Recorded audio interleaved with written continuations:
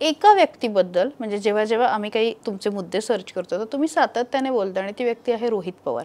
खरं तर वयाने ते लहान आहेत पण ज्या पद्धतीने ते मांडणी करतात, आक्रमक मांडणी करतात, तुम्ही वारंवार एक वाक्य म्हणता की त्यांना पुढचं अजितदादा व्हायचं किंवा अजित पवारांची जागा घ्यायची. काय आहे बघा, रोहित पवार हे तसे आमच्यापेक्षा कितीतरी तरुण आहेत. हो हो आम्ही या राजकारणामध्ये अनेक वर्ष आम्ही राजकारणामध्ये अनेक वेळा संघर्ष केला, टक्के टोपे खाल्ले.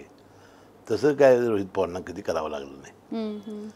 आता ज्या पद्धतीनं ते इतकी ज्युनियर असून मांडणी करतात किंवा एखाद्या ज्येष्ठ माणसाबद्दल बोलतात, त्याबद्दल माझं म्हणणं मग की बा इतकी घाई त्यांनी करू नये.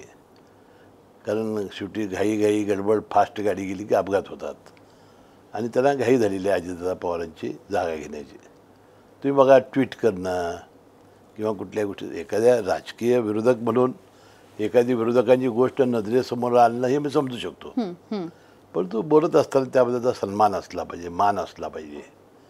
ते कधी कधी ते विसरून जातात, याबद्दल माझं ऑब्जेक्शन आहे. म्हणजे पक्षात असताना कधी त्यांना सांगितलं का समोरासमोर? नाही, त्यावेळेस ते इतके बोलत नव्हते. विरोधक झाल्यावर बोलायला आता लागले. ते पक्ष वेगळे झाल्यानंतर त्याला थोडासा सात्विक संताप आलेला आहे, त्यामुळे ते बोलत आहेत असं मला वाटतं.